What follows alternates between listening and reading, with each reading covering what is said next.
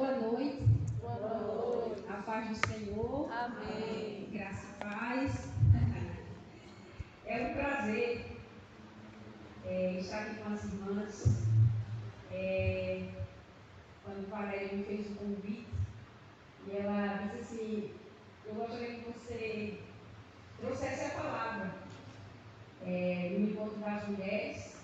E ela disse: é um tema que ultimamente a gente escuta muito você ouvir falar, escuta você falando sobre isso, até que nada mais importa. Eu tive que aprender o que é viver para Deus, até que nada mais importa. Eu gostaria que as irmãs abrissem as nossas Bíblias em um texto bem clássico, conhecidíssimo, mas eu gostaria que nós viéssemos meditar juntos nesse texto para entendermos um pouco do que é justamente viver ou vivendo o chamado irrevogável de Deus até que nada mais importa. Abram, por favor, as nossas Bíblias em Gênesis, capítulo 12, o chamado de Abraão. A maioria aqui já leu. Abraão, capítulo 12, a partir do versículo 1. E nós vamos ler até o versículo 4. Quem achou, diga amém. Amém. Quem não achou, pode dizer misericórdia, que a gente espera. Todo mundo achou, Gênesis é o primeiro livro, é mais fácil, né? E diz assim, mesmo sentados, mas com reverência, diz assim a palavra do Senhor.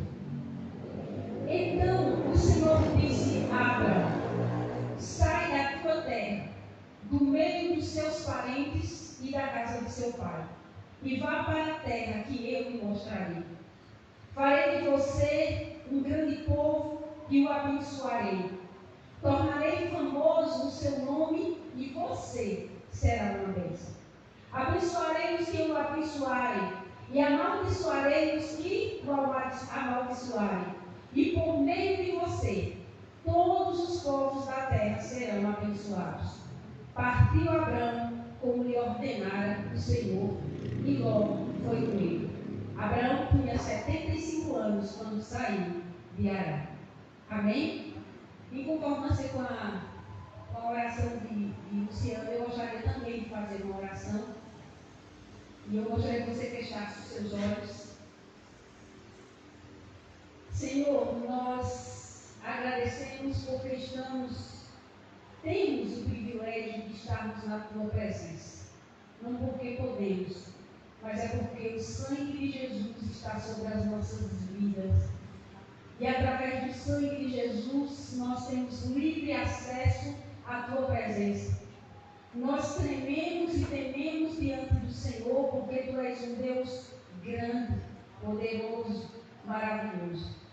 E como nós já Te louvamos nessa noite, continuamos agora a Te render graças, a louvar o Senhor também, ó Deus, em adoração através da Tua palavra. E eu peço, Espírito Santo do Senhor, Tu conheces o coração de cada uma dessas mulheres que adentrou a essas portas. Tu conheces profundamente cada uma delas. O Teu Espírito Santo é que prescruta o mais íntimo dos nossos corações. E eu me apresento juntamente com elas. E peço, Espírito Santo, que o Senhor possa ministrar o nosso coração. Traz para nós, ó Deus, através do Teu Espírito Santo, aquilo que está no Teu coração para nós nessa noite. Que no nome de Jesus o Senhor repreenda toda e qualquer ação maligna. Ó Deus, que os Teus anjos continuem acampados ao nosso redor. Não aceitamos outra presença nesse lugar, não ser do Teu Espírito Santo. E que através da Tua palavra o Senhor liberte, o Senhor salve, o Senhor restaure, o Senhor chame, o Senhor restitua, ó Deus, renove chamado, e que Teu nome, acima de todas as coisas, seja glorificado. Porque Tu és o nosso Deus, Tu és, ó Deus, a nossa força, a nossa rocha e a nossa luz. E como diz a Tua palavra, não que por nós mesmos sejamos capazes de pensar alguma coisa como se partisse de nós. Pelo contrário, A nossa suficiência vem de Deus, o qual nos habilitou para sermos ministros da tua palavra. Não da letra, porque a letra mata, mas o teu espírito, porque teu espírito vivifica. Faz algo novo conosco nessa noite, em nome de Jesus. Amém? Amém? Amém. O tema é simplesmente desafiador, principalmente para os tempos modernos ou pós-modernos, como alguns têm colocado. É um tema simplesmente que ele te convida para um grande desafio. Viver o chamado irrevogável de Deus até que nada mais importa. Vocês pararam para pensar quando vocês viram, quando Valéria colocou no grupo, a profundidade desse tema? O que você pensou? Talvez você disse, a gente vai ouvir talvez alguma coisa sobre missões. Ou talvez você tenha pensado assim, dizer, não, isso já, eu não me sinto chamada. Não, eu sou apenas alguém que vai estar indo para a igreja de domingo a domingo. Eu não sinto que eu tenho chamado. E nessa noite eu quero, primeiramente, nessa introdução, mostrar que cada um de nós, sim, temos um chamado. Eu gosto de falar que quando eu estou falando de missionária, e nessa noite para missionárias. Porque temos, até pouco tempo, alguns anos atrás, era comum se falar de chamado ou identificar quem tinha um chamado somente aqueles que saíam da sua terra e que iam além, ou que ia para outras terras, ou que ia para um seminário, ou que ia para as tribos indígenas, ou que tinha chamado a um povo específico. E quando nós vamos estudar, quando nós vamos ler a Bíblia profundamente, nós vamos ver que Deus chamou cada um de nós. No geral, cada um de nós fomos chamados. É certo que dentre esses, Deus chama algumas pessoas para algo mais específico. Isso é nítido dentro da Bíblia. Há alguns que Deus chama porque tem algo específico, seja para ir além, seja para ir a um outro lugar, seja para fazer algo diferente. Mas isso que não quer dizer que aquele que tem um chamado específico é diferente daquele que tem um chamado geral, que fica porque também Deus o chamou. E é preciso, nesses dias, eu creio, Deus tem ministrado não só ao meu coração, mas ao coração de tantas pessoas, até aqui mesmo da igreja, que Deus está com uma certa urgência para que nós venhamos nos posicionar diante do mundo que estamos vivendo. Eu costumo dizer, às vezes os jovens brigam comigo, porque eu digo assim para eles, porque essa geração de vocês, eu digo, essa geração também é minha, eu estou nela. Aí eles começam a rir comigo, né?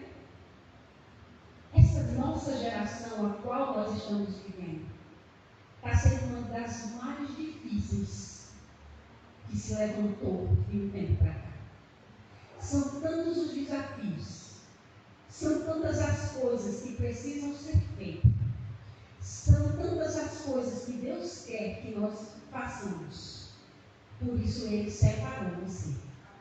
Por isso Ele chamou a mim e a você. E nós precisamos entender isso.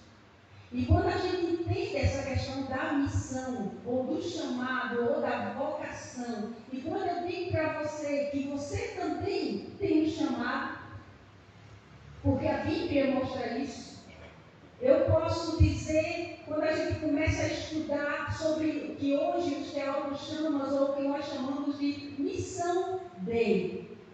É um termo latim para simplesmente, na tradução, dizer a missão de Deus. Missões sempre foi colocada, muitas vezes, como se fosse a nossa missão. E esquecemos que a missão é de Deus. É a missão de Deus. Desde Gênesis nós começamos a perceber isso, que Ele tinha um propósito, que Ele tem uma missão. E nós somos privilegiados em ser chamados, separados para cumprir essa missão.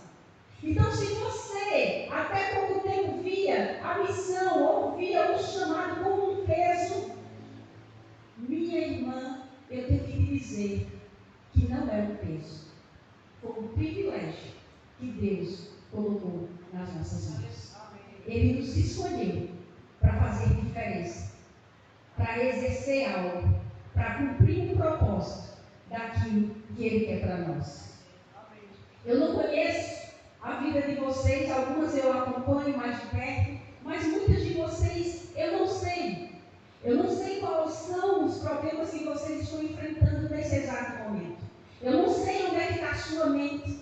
Eu não sei se você está preocupado lá fora com alguém que está enfermo, como a gente orou. Eu não sei se você está preocupado com o que vai acontecer amanhã. Eu não sei se você está preocupado com o que vai acontecer daqui a alguns dias, ou daqui a alguns meses, ou daqui a alguns anos. Mas eu sei que Deus te trouxe nesta noite para te dizer que Ele tem sim um propósito para a sua vida, mesmo que em meio ao caos que você está enfrentando, você não consiga entender como e porquê e aonde.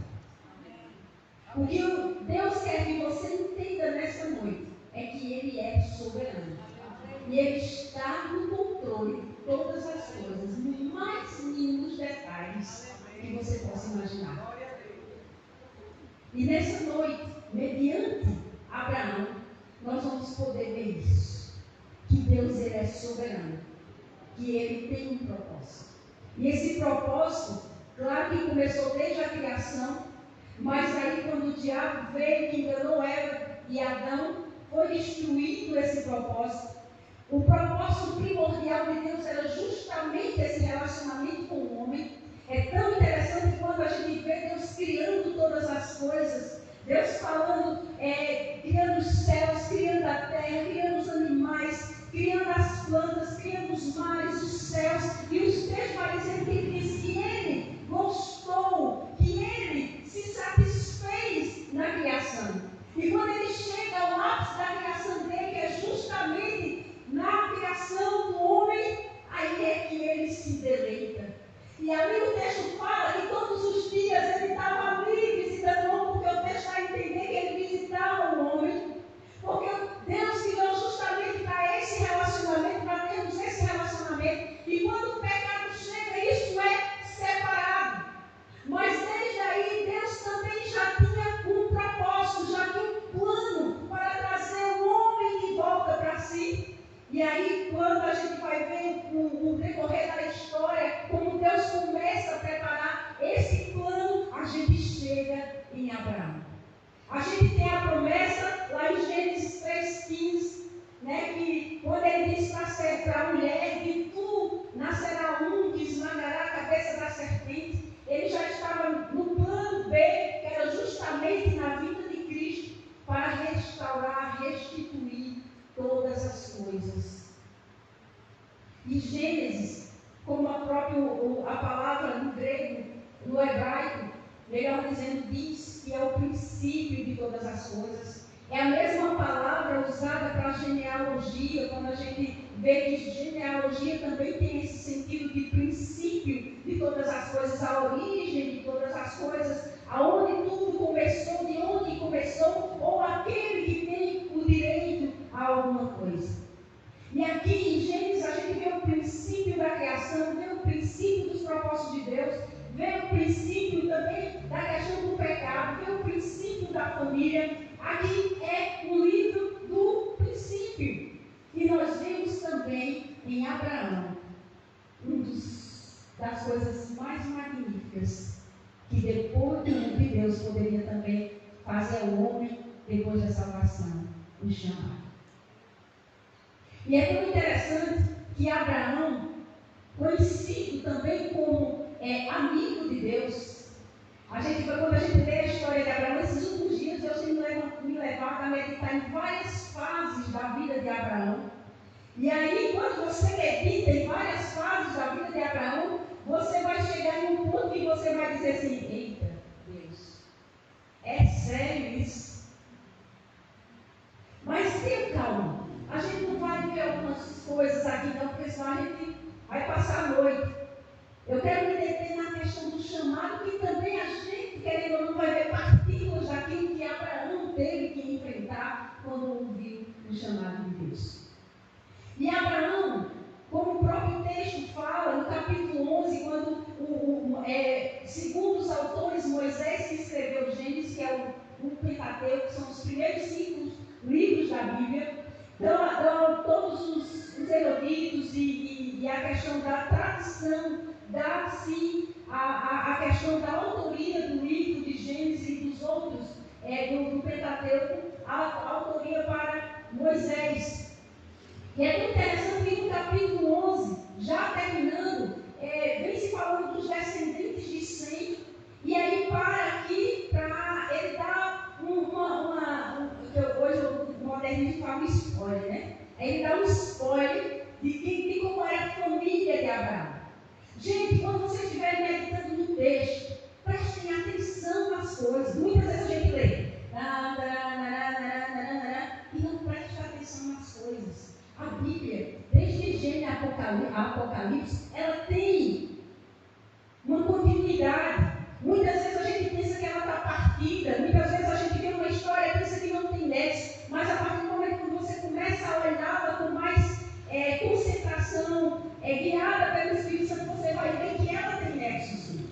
E aí, Moisés nos dá um spoiler sobre a família de Abraão, sobre seu pai, sobre seus irmãos, né? E fala que o pai dele morreu ali em Harã, né? E aí, depois que acontece tudo isso, morreu também o pai de Ló, que era o seu sobrinho, que era o irmão de Abraão, na verdade, Ló, seu sobrinho.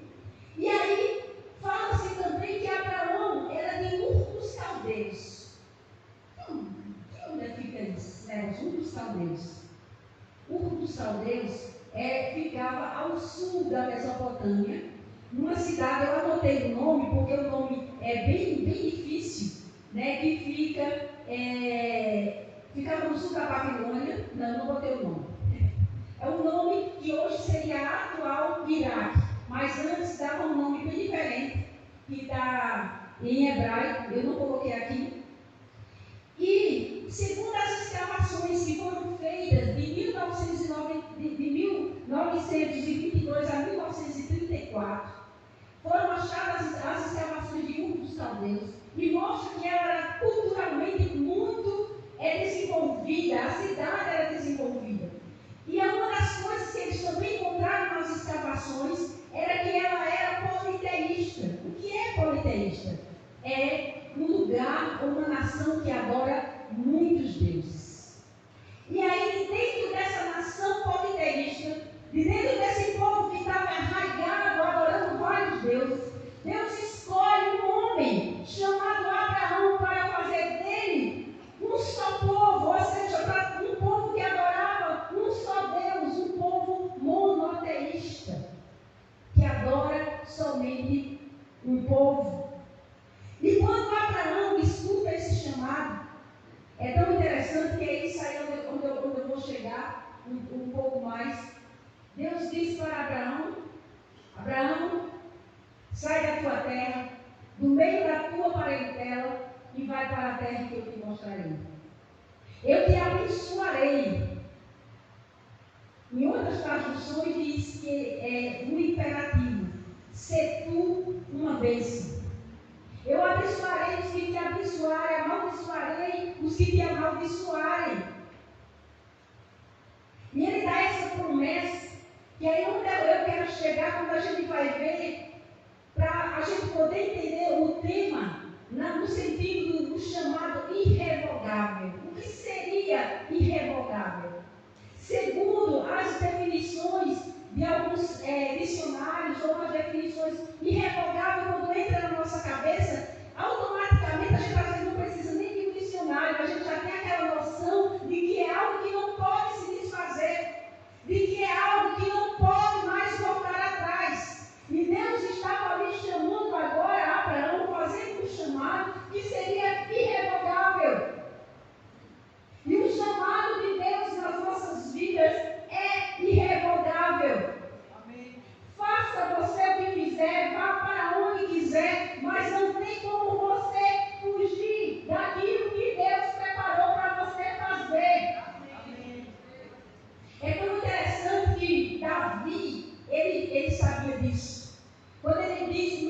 versão é 139, ele diz: para onde fugirei eu?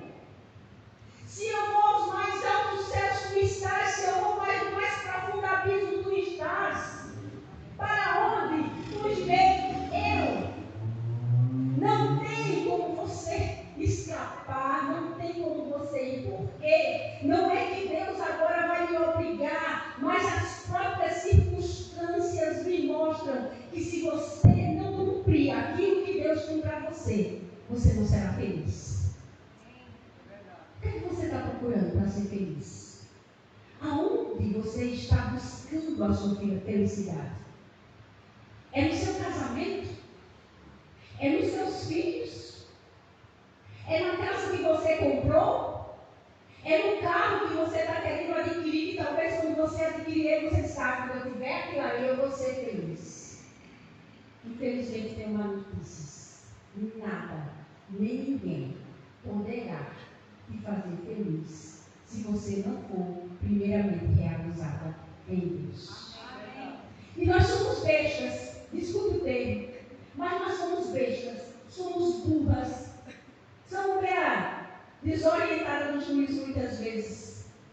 Porque muitas vezes nós queremos primeiro as coisas e dizemos: Deus, olha, você me abençoa. Olha, Deus, se você me dá aquilo ali, eu vou te servir. E aí Deus, tá bom, vamos lá, te dou. É tão interessante que no momento que Deus dá, simplesmente você faz daquilo que talvez, ou que era para ser uma bênção na sua vida, se tornar uma maldição.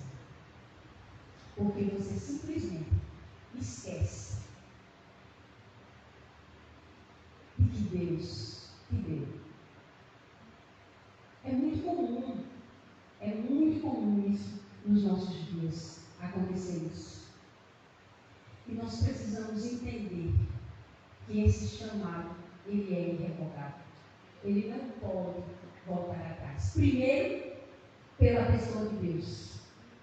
Quando nós estudamos sobre a pessoa de Deus, nós vamos entender que ele é imutável.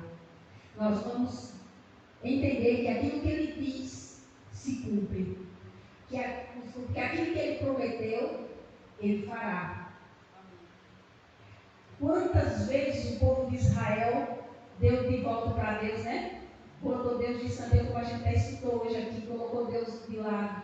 Mas Deus estava ali amando. Deus estava ali atrás. Deus estava ali ajudando. Vivendo o chamado irrevogável de Deus. E chamado? O que será que passou na cabeça de vocês por chamado? Talvez alguns dizem assim: não, chamado, eu não tenho chamado para ir para as nações, não. Bethany vai bem falar sobre as nações. Também vou falar sobre isso. Mas uma das coisas que eu quero falar, dessa diferença do chamado, no sentido de eu vem cá, mas do chamado, de estar junto, de andar junto. Nós fomos chamados para estar juntos com Deus, na missão que Ele tem para nós e para esse mundo. Diga para a sua irmã: você é uma privilegiada. Você foi chamada por Deus. Eu quero que vocês saiam daqui hoje, tirando essa ideia de que ser chamado é um peso. Eu quero que vocês saiam daqui hoje, sabendo que ser chamado é um privilégio. A partir do momento que Deus nos alcançou, quando estávamos mortos em nossos pecados, e nos trouxe para a sua presença através do sangue de Jesus, Ele nos separa para a salvação, mas nos separa também para uma missão. E precisamos encontrar o que é, para quê, o que é que Deus quer que nós façamos. Aí algumas estão dizendo ali: Bethany, tu não vem com tuas coisas, não vai todo mundo dar assim, ó, falar de validar, é mesmo de reumatismo, é o chikungunya que veio, está acabando com tudo das artroses, atrito, né? Aquela coisa toda. Tu não veio para essas coisas, não. Essa é você mesmo que Deus quer. Porque o poder de Deus se aperfeiçoa na fraqueza. Deus não chama aqueles que são capazes. Deus capacita aqueles que Ele chama. É lindo demais. É lindo demais. Então, o que é? Para viver o chamado, o que é que nós precisamos fazer? Para viver esse chamado irrevogável de Deus até que nada mais importe. Aí nós vamos começar um diálogo meio difícil. A partir de agora, o diálogo se torna um pouquinho difícil. Porque não tem como você viver um chamado irrevogável até que nada mais importe se você não renunciar. Você é convidada a sair da sua zona de conforto. Foi assim com Abraão, veja no versículo 1, o que ele diz? Então o Senhor disse a Abraão: sai da onde? Da tua terra, do meio dos seus parentes e da casa do seu pai, e vai para a terra que eu vou te mostrar, ou que eu ainda te mostrarei, ou que ainda teus olhos não viram. Pensa aí. Porque quando nós estamos no nosso meio, ou no meio dos nossos parentes, ou no meio do nosso conforto, ou de algo que você gosta de estar, é ali que você se sente bem, é ali que você tem os seus pés, e que você diz ali pode acontecer tudo, mas eu estou bem porque estou rodeado do meu conforto, ou daquilo que me traz segurança. E quando Deus nos chama, Ele chama justamente para algo que a gente não sabe como é que vai fazer. E Abraão foi desafiado a ser pai de muitas nações, de ser, esqueci a palavra agora, mas filho do pai de muitas nações, de pai de muitas nações, de proliferar através da sua descendência. Mas primeiro Abraão teria que sair de onde ele estava. Ele teria que sair do seu meio. Não sabemos o porquê, mas como eram os parentes de Abraão, não sabemos o que é que Deus viu, que Abraão precisava sair desse meio. Mas Deus pediu que ele saísse. Parece uma coisa meio confusa. Deus, o Senhor é pela família ou não é? Como é isso, né, você? Me explica aí. Mas Deus mandou, não que eu estou dizendo que você não tem que largar a família de vocês, mas é a segurança de Abraão. Onde é que está a sua segurança hoje?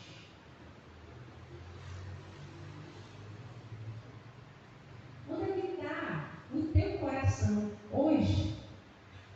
O que é, ou quem é a tua zona de conforto? Se Deus te pedisse para dizer assim: ei, eu tenho algo para fazer com você, através de você, mas é preciso deixar isso. Você deixaria? Eu me lembro de Dona Lídia, a diretora do Betel Brasileiro. Ela conta uma história, ela já morreu, ela contava uma história para a gente e todo mundo ficava de cabelo em pé. E as meninas, né, todas nós naquela época que ansiam casar, aquela coisa toda, ela contava essa história quando ficou fora, quer escutar isso. Ela era noiva. E fazia já estava perto de casar. E aí, um dia orando, Deus ministrou o coração dela, falou com ela e disse assim: Lídia, o que eu tenho para fazer através da sua vida é muito grande. Se você casar, eu vou lhe abençoar. Mas o ministério vai ser limitado. Mas se você não casar, eu tenho algo grande para fazer através de você. Deus deu o direito de escolha desse caso aqui, né? Para ela. Ele ia abençoar se ela casasse. O que ele tinha para fazer com ela, se ela não casasse, seria muito maior. E ela decidiu não casar. Terminou o noivado. E se entregou totalmente à obra de Deus. E hoje nós temos a história do Betel Brasileiro, que já chegou em várias nações. Nós temos o CETEBRAE, que é uma parceria do Betel Brasileiro. Eu sou fruto do Betel Brasileiro. O pastor Washington é fruto do seminário. Muitos outros O pastor Moisés, da Igreja Congregacional Central, que terminou o curso comigo, é fruto do Betel brasileiro. E tantos outros homens e mulheres que alcançou, que ela dizia que eram os filhos. Era parecido com um pouco dessa promessa de Abraão. Iria lhe dar filhos para ela. Ele falou assim: o número de filhos que eu tenho para te dar é maior do que se você casar. Mas ela teve que renunciar. Ela teve que sair da zona de conforto. E Deus deixou ela livre depois para ela casar, mas ela se apaixonou por Deus de uma maneira tão extraordinária que ela disse: não quero mais. Deus, tire todo o meu coração, todo o sentimento, todo o desejo por qualquer coisa que não seja fazer a tua vontade. E muitas vezes, irmãs, nós precisamos chegar a isso. Talvez hoje com vocês aqui, Deus não vai dizer assim: Fabíola, sai da tua terra, da tua parentela e vai para uma terra de baixo. Ele pode fazer também, com família e tudo. Às vezes Deus abre uma porta em algum outro lugar, Fabrício foi um exemplo disso. E Deus pode fazer, porque Deus tem propósitos definidos para a minha vida e para você. E é preciso nós encontrarmos esse propósito. Irmãs, não sei se vocês têm percebido, e eu creio que sim. Quantas mulheres vocês conhecem? Quantas pessoas vocês conhecem até aqui na igreja que simplesmente, quando você olha, elas são infelizes? Como é isso? Como é que eu posso servir a Deus? Eu posso dizer que estou com Deus e ser infeliz? Eu posso ficar triste. Eu posso ter problemas. Mas essa geração, tanto de mulheres como de homens, elas se perderam em alguns, porque elas não conseguem entender que elas têm um chamado.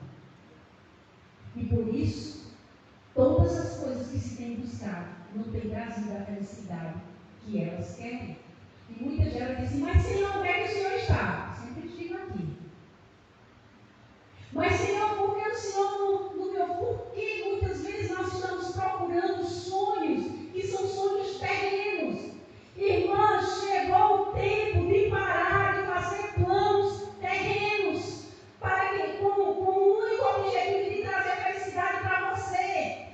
Faça planos primeiro com Ele. As outras coisas lhe serão acrescentadas. Elas não vão ser o motivo para você ser feliz, mas vai ser dado de presente para que a sua felicidade seja completa. Vê a inversão das coisas. Nós estamos buscando primeiro as coisas que nos satisfazem. E quando Deus quer espiritualmente nos dar muito mais, nos realizar muito mais, e as outras coisas serem acrescentadas. E Abraão saiu. Abraão não teve que sair da sua zona de conforto. Então nessa noite eu não sei qual é a sua zona de conforto. Eu não sei o que está entre você e Deus que tem impedido de você crescer, de você ser satisfeita somente nele. Eu creio que Deus está buscando um remanescente que seja satisfeito nele, um remanescente que se prepare para essa volta. E esse remanescente, mulheres, Deus está buscando entre nós também. Mulheres que não tenham medo de se colocar à disposição de Deus para que Ele use, para que Ele faça, para que Ele mostre, para que Ele envie, para que Ele faça coisas extraordinárias através das nossas vidas. E nos limitamos às nossas fraquezas, sim. Nós precisamos reconhecer que somos fracos, mas aquele que nos chamou, Ele é forte, Ele é grande, Ele é poderoso, é Ele que capacita, é Ele que diz. Glória a Deus.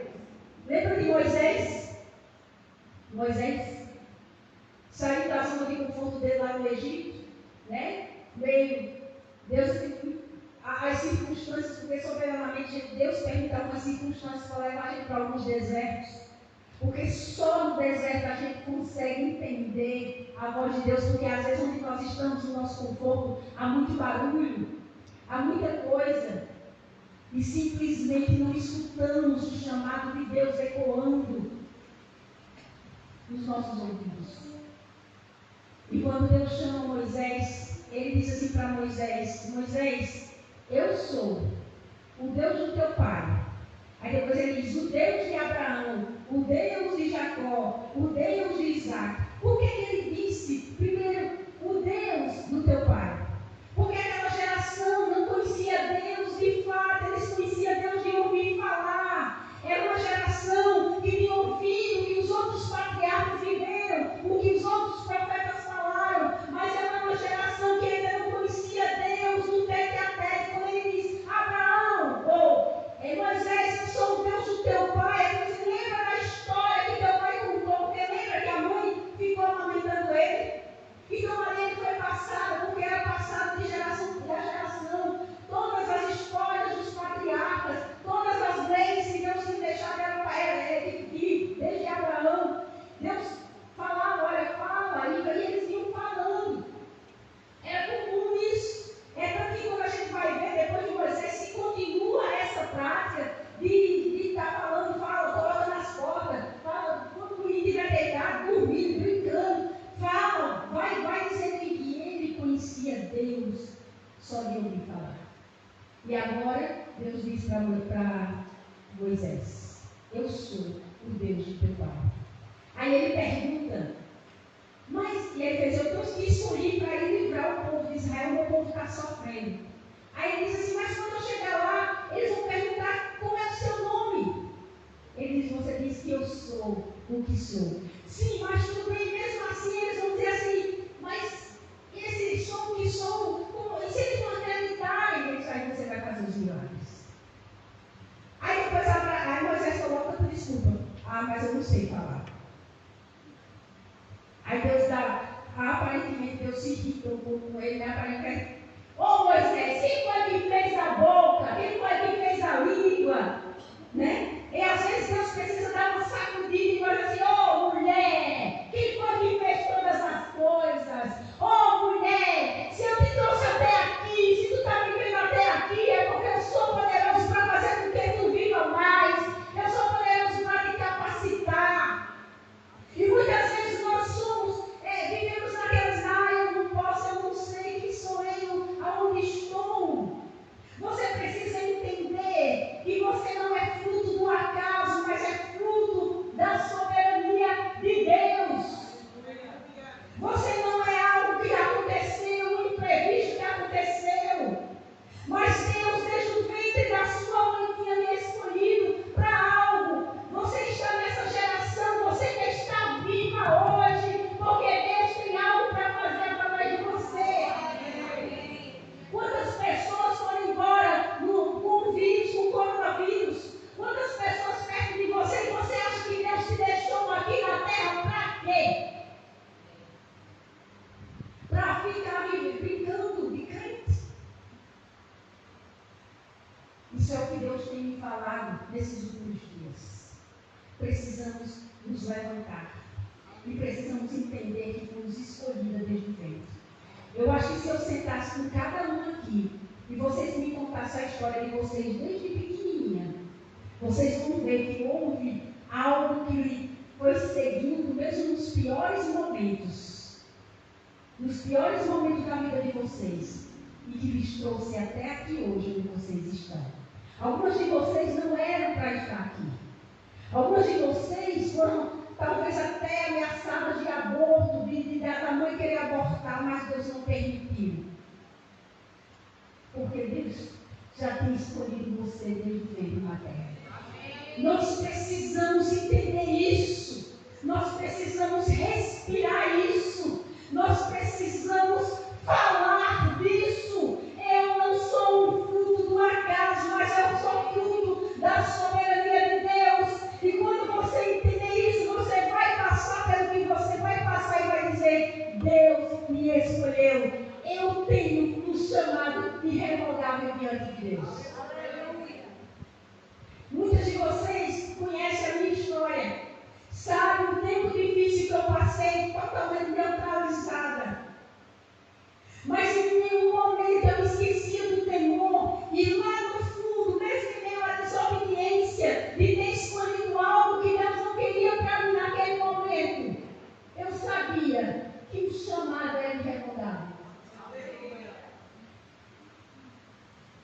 enquanto eu não cumprisse, eu não seria feliz.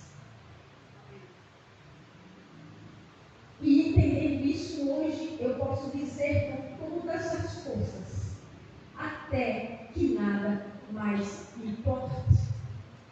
Mas eu precisei sair da zona de conforto, ou daquelas coisas que eu queria que acontecessem na minha vida. Muitas vezes nós estamos orando para que Deus faça algo na nossa vida, para o nosso prazer, ou para a nossa satisfação, e não é o tempo, e não é o momento de Deus te dar aquilo naquele momento. E o inimigo usa de várias artimanhas para tentar entrelaçar, para tentar lhe neutralizar, porque a partir do momento que você sabe que você tem um chamado, a partir do momento que você sabe, que você é consciente de que você nasceu com um propósito, você se torna alvo. Alvo do inferno, alvo do diabo. Ele vai fazer de tudo para que você não cumpra o propósito de Deus. Eu precisei aprender a duras penas. Quem aqui me conhece sabe o quanto eu pregava, conheci várias nações, a minha paixão por missões, e de repente isso se neutralizou. Passei um tempo neutralizada, literalmente. Mas na hora que Deus disse, é igual como o povo foi, eu lembro que eu falei aqui no final do ano, é igual como o povo foi para o cativeiro, vai ficar aí 70 anos, até o dia que eu disser que tem que sair. Porque Deus não dá somente promessas boas, mas Deus dá promessas também de disciplina. E eu aprendi.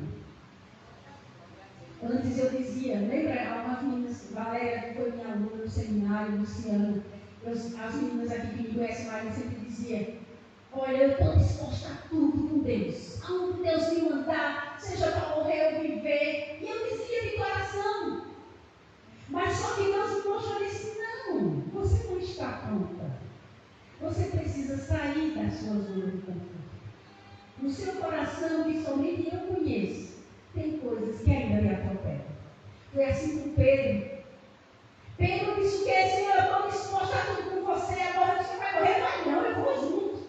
E Deus disse para Pedro, Jesus disse para Pedro, Pedro, o homem que conheceu Cristo, pertinho a uma das testemunhas oculares de Cristo, que viu milagres, que viu ressurreição, que viu a transfiguração, que viu ele no Getsemane, que acompanhou todas as coisas de perto, um homem que estava sendo preparado de Deus para ser o líder da igreja. E aparentemente a gente podia dizer para Pedro, esse cara aí está preparado para tudo. Só que Jesus mostrou para ele que não. E Pedro negou a Jesus. Mas o chamado é irrevogável. Lembra quando Pedro estava, quando Jesus chamou Pedro, Pedro estava onde? Pescando. Quando Pedro nega, desesperado, ele volta para onde? Para onde ele estava, para o mar novamente. E quando Jesus ressuscita, e as mulheres chegam e dizem assim para eles, olha, diga aos meus discípulos, está lá em Marcos, diga aos meus discípulos e a Pedro que eu ressuscitei. Eu fiquei imaginando como é que chegou essa notícia no coração de Pedro. Meu Deus, ele ressuscitou e eu neguei. Porque é assim que o diabo faz conosco. Ele passa na cara que você fez. Mas Cristo, ele não. Porque ele sabe que seu chamado e o meu chamado é irrevogável. Porque o inferno pode se levantar, o inferno pode até derrubar, mas jamais destruir. Porque nem morte, nem vida, nem anjos, nem coisas do presente, nem do porvir, nada poderá nos separar do amor de Deus. E aí quando ele chega lá na praia, prepara comidinha, um peixe lá, e está Pedro, e os discípulos, ele pergunta a Pedro, Pedro, tu me ama mais do que estes? Porque Pedro muitas vezes se colocou como se soubesse de tudo, como se amasse a Deus mais do que a Jesus mais do que os outros, e ele pergunta no amor ágape, no amor incondicional, Pedro, tu me ama incondicionalmente mais do que estes? E Pedro faz, Senhor, tu sabe que eu te amo. E ele bota no amor filial. Não era um amor incondicional, era um amor de irmão, um amor de amigo. E ele pergunta de novo: Pedro, tu me amas? Novamente no amor incondicional. Pedro faz: Senhor, tu sabes que eu te amo. Mas nas respostas de Jesus, Jesus disse assim: apacenta minhas ovelhas, continua o ministério, continua a tua vida, continua me servindo. É nesse servir, é nesse continuar que ele vai trazendo a restauração, que ele vai vivificando. E no final ele diz: Pedro, tu me amas? Aí Jesus não usa mais o incondicional, usa o amor. Ele usa os dois primeiros. Filéu. Ele usa o filéu, que é justamente esse amor de irmãos. E aí, Pedro disse: Senhor, tu sabe todas as coisas. E aquele homem medroso, que não estava disposto lá na frente a seguir, se torna um líder da igreja. No primeiro pregação, vários milhares de pessoas se convertem.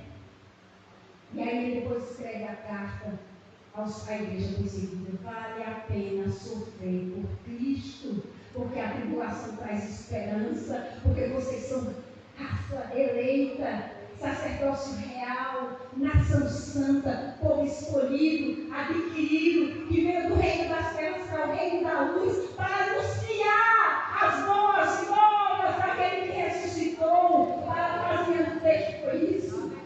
E ele diz: vale a pena. E a história diz que Pedro morreu crucificado de cabeça para baixo, porque não foi digno de morrer pelo seu Senhor. Porque o chamado é irrevogável. Porque Pedro aprendeu que até que nada mais importe. E para nós termos também esse chamado, é preciso confiar. Deus chama Abraão, no versículo 4, a gente vai ver isso, que partiu Abraão como lhe ordenara o Senhor. E é preciso confiar em que nós realmente temos esse chamado, de que Deus tem um propósito definido para nós. Que nós não estamos aqui por acaso, que você precisa, muitas vezes Deus vai pedir algo. Lembra no discurso de Jesus? Um discurso bastante duro. Que muitos de nós olhamos, muitos de nós dizemos assim: eita, Senhor, é mesmo. Quando ele diz assim, olha como é forte isso. A gente às vezes lê a Bíblia, medita na Bíblia, mas a gente parece que passa tudo nela parte. Quando ele disse, tinha uma multidão escutando ele. Vários outros discípulos, porque Jesus não tinha só os 12 ele estava treinando como liderança, mas havia muitos outros, muitas pessoas o seguiam. E ele disse: se alguém quer vir após mim, negue-se a si mesmo. Tome cada dia a sua cruz e siga-me. Pois se quiser salvar a sua vida, perderá. Mas se perder a sua vida por amor de mim, achará. Quem ama o pai ou a mãe mais do que a mim não é digno de mim. Quem ama o filho ou a filha mais do que a mim não é digno de mim. E quem não toma a sua cruz e segue após mim não pode ser meu discípulo. Mensagem dura. E muitos naquele dia foram embora. E ele pergunta para os discípulos: e vocês não vão?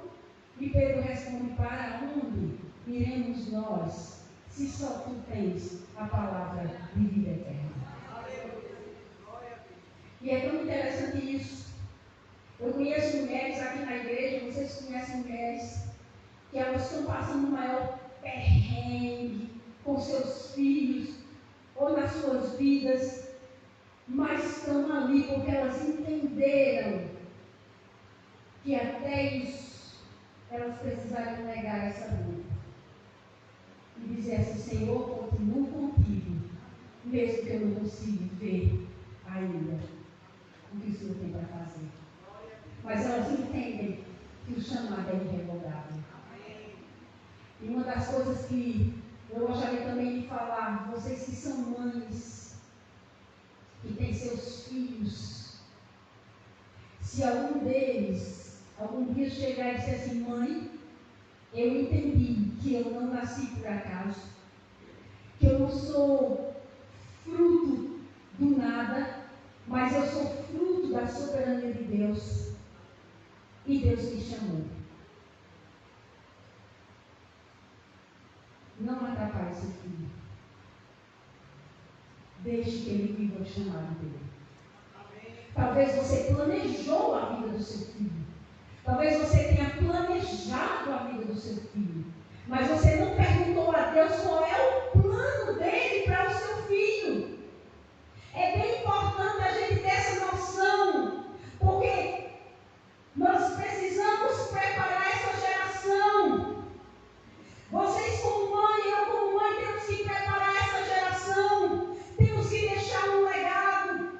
E se nós não deixarmos que Deus cumpra a vontade dele na vida dos nossos filhos, o que é que nós vamos deixar como legado?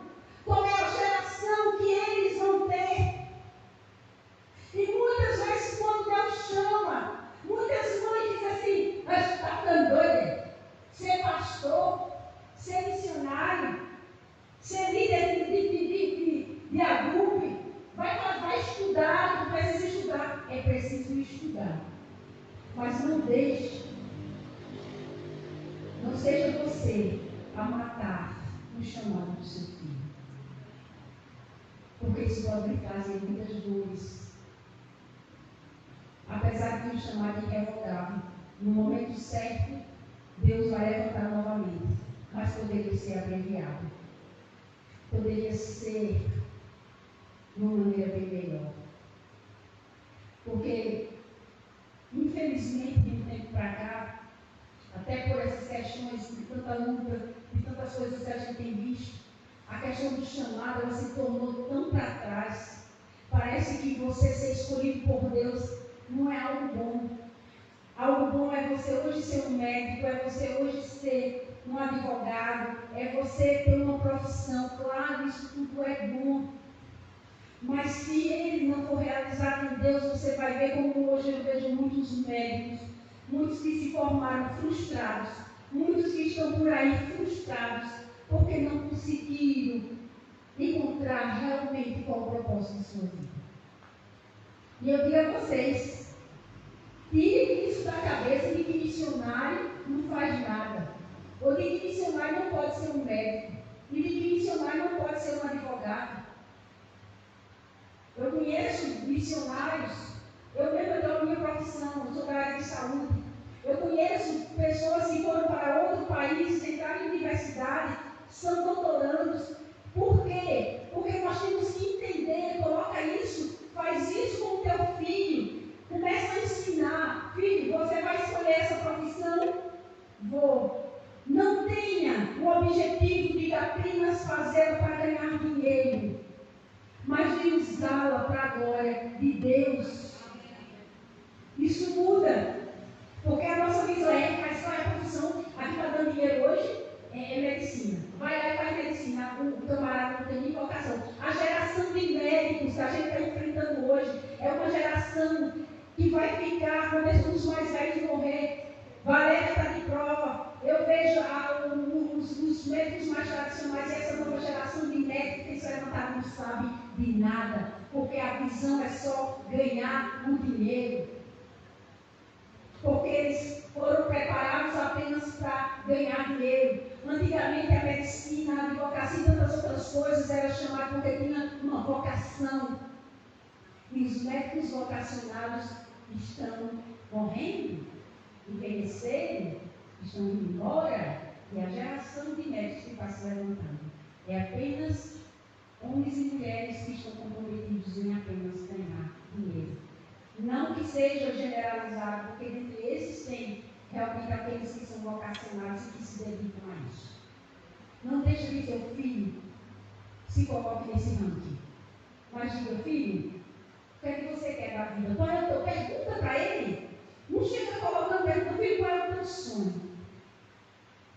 Qual é o teu sonho em Deus? Pergunta assim. Alguns de vocês vão se surpreender de saber que o filho de vocês tem chamado.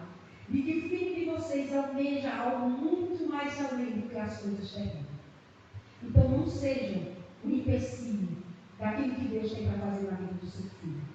Bárbara Bandes é uma missionária, ela mora em João Pessoa, ela é do Arizona, e ela falou que no Arizona, quando alguém era separado para um ministério, quando se entendia que Deus tinha chamado, ou que chamava para o ministério, isso era o maior privilégio que se podia ter na vida do ser humano. Um privilégio maior do que ir para uma universidade. E Bárbara Bandes, ela disse que quando recebeu o chamado, ela não entendia muito e Deus falou do Brasil para ela. E ela estudou, fez doutorado, e no tempo certo, ela veio para o Brasil. Hoje é uma das maiores mestras no sentido de missões transculturais, de choque transcultural, é conhecida no Brasil todo. Ela veio, saiu do meio da sua parentela e veio para uma terra qual Deus mostrou, e hoje ela faz diferença, já está uma senhora, mas ela está dedicando a vida dela a isso. Deixa que Deus te direcione. Aí você está dizendo, mas eu sou casado, tenho um monte de filho. Olha, eu tenho um marido que é só aquela graça, como você sabe, e aquela coisa todinha. Verdade, não tem tempo para isso, não. Você tem. Você tem tempo para interceder. Nós precisamos de mulheres que intercedam. De mulheres que se levantem. Que se levantem a orar pelas nações.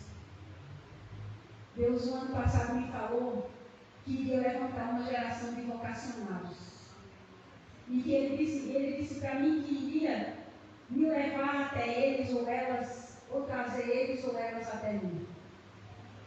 E só nesse tempo, lembra do tempo que eu fiquei neutralizada? Você poderia dizer assim, mas Deus, né? Por que isso? Porque Deus sabia o tempo certo de me levantar novamente. Porque todas as coisas cooperam para o bem daqueles que amam a Deus. É preciso confiar. Quando Deus chama Abraão para ser o pai de muitas nações, até ser cumprida essa promessa, foram praticamente aproximadamente uns 35 anos. Abraão teve seus atropelos. Lembra no começo, quando ele diz que ele era prima, era meia irmã dele, Sara, e ele mente, né, que é uma meia-verdade.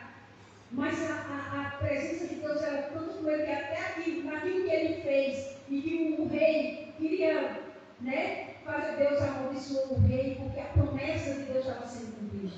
Abraão, não que Deus estava lhe dizendo, Abraão, não foi certo que você fez, porque Abraão teve as consequências dos seus atos. Todos os homens e mulheres de Deus que se levantaram, que em algum momento tiveram, ou se atropelaram, ou passaram à frente de Deus, tiveram suas consequências, porque nós temos as consequências.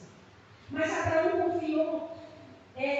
Paulo, quando vai escrever na carta aos Romanos, ela vai falando de Abraão, ele vai falando de Abraão, na carta ele vai dizendo assim, olha, Abraão creu contra toda esperança.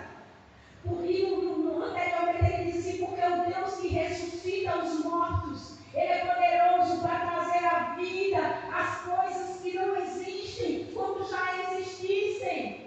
Ou seja, não há impossíveis para Deus, ainda que morra, ele fará ressuscitar. Ainda que seus sonhos, ou que seus projetos, ou que aquilo que você queria que não se realizasse, aparentemente sucumbiu ou está morto, que você não vê mais nada, Deus é poderoso para trazer de volta. E o texto fala lá em Romanos 4 que ele creu contra toda esperança. Você já imaginou o que é crer contra a esperança? A gente quer coisa, eita, tem um fiozinho de esperança ali. A esperança é o último que morre. Mas a gente vê algo ou alguém que a gente diz assim, eu acho que vai sair dali. Não, eu acho que vai acontecer por ali. Porque a gente vê com esperança. Mas imagina crer contra a esperança. Ou seja, Abraão não viu nada. E alguns textos dizem assim, Abraão, você vai ser o pai de muitas nações. Aí ele fala, Senhor, eu só tenho um servo. Porque o Senhor não faz porque de um filho nascido de você. Aí ele faz, mas como é que vai ser isso? Né? Abraão creia, o texto diz que isso foi imputado, né? Pela fé, foi imputado na fé dele. Na fé. E aí, Deus, não lembro agora o capítulo, acho que é 15 ou 16 por aí, Deus fala para Abraão: Abraão, vai ser o seguinte, faz um sacrifício. Aí Abraão leva os bichos para sacrificar, e aí quando ele pôr da tarde, Abraão meio que adormece, e Deus fala para ele: Abraão, a tua geração, os teus descendentes vão ser escravizados por 400 anos. Egito. Aí depois ele diz: mas depois eu virei com poder e força e os tirarei de lá. O Êxodo. Aí ele diz: mas na quarta geração voltará para aqui, a geração dos teus descendentes. E aí foi no meio com Josué. Deus explica todos os planos para Abraão e diz: mas você vai morrer em boa velhice. Você creu, Abraão, então eu tenho prazer em dizer o que é que eu vou fazer. Quando a gente crê, mesmo que os nossos olhos não vejam, Deus tem o privilégio, nos dá o privilégio de sentar com você e dizer assim: é isso que eu vou fazer, porque você está crendo. E a fé que Deus quer que a gente tenha não é uma fé movida por evidências, mas é a fé que luta, que vê, que vai contra toda esperança. Abraão creu e isso foi imputado como justiça. Abraão creu e hoje nós estamos aqui, não como os filhos naturais da descendência de Abraão, como os judeus, mas somos filhos espirituais, descendentes espirituais de um homem que um dia saiu da sua zona de conforto, obedeceu a Deus e teve a sua geração espalhada. E nós somos enxertados agora como filhos através de Cristo. E sabe mais o que eu acho lindo na Bíblia? Abraão, lembra de Noé? Noé teve Cão, Sem e Jafé. Abraão é justamente descendente de Sem. Noé se eu não me engano, seu tataravô, uma coisa assim, tem uma né? Vô. E é tão interessante que o perfil, lembra qual foi a indicação quando Deus disse assim: a geração estava totalmente corrompida, a geração já não lembrava mais de Deus, tinha se extraviado, e eles se davam em casamento, eles viviam em festa, eles faziam de tudo, mas tinham esquecido o Criador. E Deus viu a palavra de Deus e fala que Deus encontrou um homem justo no meio daquela geração, e foi Noé que foi construir a arca. Aí passam-se outras gerações, e no meio de Ur dos Caldeus, Deus encontra um outro homem que tem um coração disposto a obedecer. E a minha e a sua geração, a geração que estamos vivendo, é uma geração totalmente corrompida, que está se afastando cada vez mais de Deus, que agora a verdade de Deus não é mais absoluta, que o relativismo tem entrado, que agora importa que você seja feliz, não importa como, não importa para quê, não importa fazendo o quê. E essa geração agora é uma geração que diz: não quero mais Deus. É uma geração que quando se prega palavras comicha dentro dos ouvidos. É uma geração que tem se afastado totalmente de Deus. E Deus olha para hoje, para nós e diz: mas existe uma mulher, existem mulheres que têm um coração temente, e é através delas que eu vou resgatar muitos nessa geração. Essa mulher é você. Deus te escolheu desde o ventre da tua mãe para que tu fizesse a diferença. Na sua casa, no seu trabalho, com os seus filhos, mesmo que eles não queiram me escutar, mas nas suas orações, no convívio com outras mulheres, com suas vizinhas, quando a gente entende que a gente tem um chamado. Eu sempre digo para o pessoal, estou terminando: você não me conheceu por acaso, porque eu não sou fruto do acaso. Às vezes eu estou conversando com as pessoas, eu digo: ei, tu sabe que eu não sou, que ninguém me conhece por acaso, que se me cruzar o meu caminho é porque Deus tem um propósito. Eu já começo a sondar: não é crente não? Então olha, o propósito é de estou aqui para anunciar o Evangelho, porque eu entendi, mesmo em duras penas, hoje eu quero viver na intensidade do que Deus tem para mim. As meninas que me acompanharam viram que eu tinha essa intensidade, mas agora ela está redobrada, porque é até que nada mais importa. Porque essa é a minha paixão, porque esse é o sentido da minha existência. Esse precisa ser o sentido da sua existência. Quando você entender que a sua única paixão é Ele, que tudo é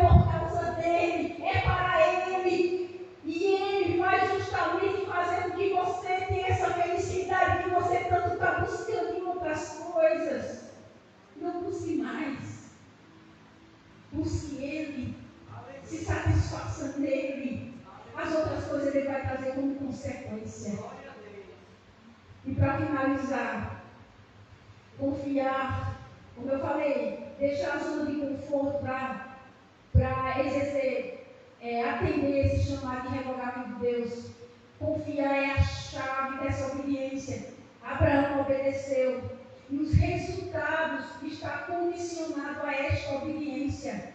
Deus sempre falou isso, mesmo depois de Abraão, quando vai lá para Moisés: se tu fizeres, se tu me honrares, se tu me obedeceres, comerás o melhor dessa terra. Se fizeres, eu estou parafraseando um pouco do texto, se fizeres como eu te ordeno, como eu te oriento, tu comerás o melhor dessa terra, terás o melhor dessa terra. E muitas vezes, irmãos, nós estamos preocupados muitas vezes com as coisas materiais, quando a gente diz como é o melhor dessa terra. Claro que aí no sentido literal são coisas materiais também, mas muitas vezes nós estamos correndo atrás dessas coisas, e quando perdemos aquilo que nós temos espiritualmente, sabe, quando Deus fala nas cartas de Paulo que nós somos ricos, que Deus quer que nós sejamos ricos nas regiões celestiais, que nós somos herdeiros com Cristo, que a autoridade de Cristo está sobre nós, que nós temos, ó Deus, que nós temos poder vindo de Cristo para orar, para restaurar, uma vez restauradas, para restaurar outras.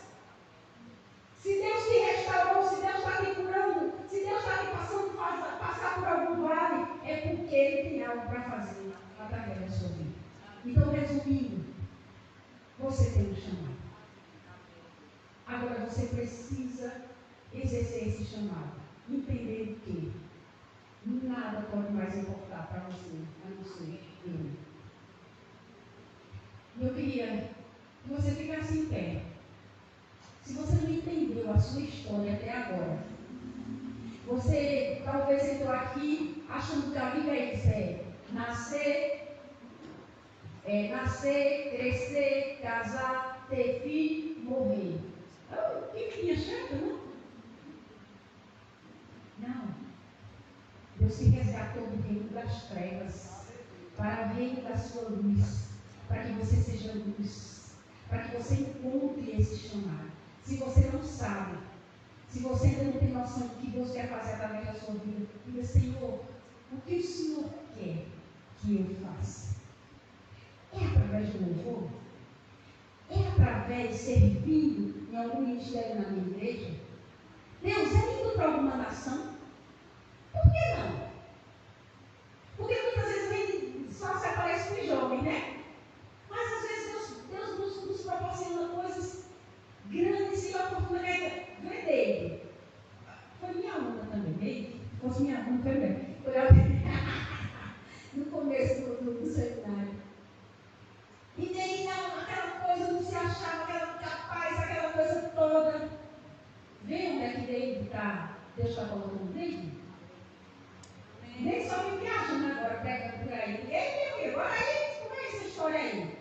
Outras mulheres aqui, né? Eu achei lindíssimo, Valéria, quando eu fiquei toda professora orgulhosa, né? Quando disseram assim, a teóloga Valéria, pela sua sabedoria, pelo seu entendimento. Olha onde Deus tem que colocar, mesmo em meio a tantas dificuldades, porque Deus tem muito mais para fazer. E quantas outras eu poderia dizer, quantas outras eu poderia sentar, outras que são mulheres valentes, fortes, Deus quer isso mesmo.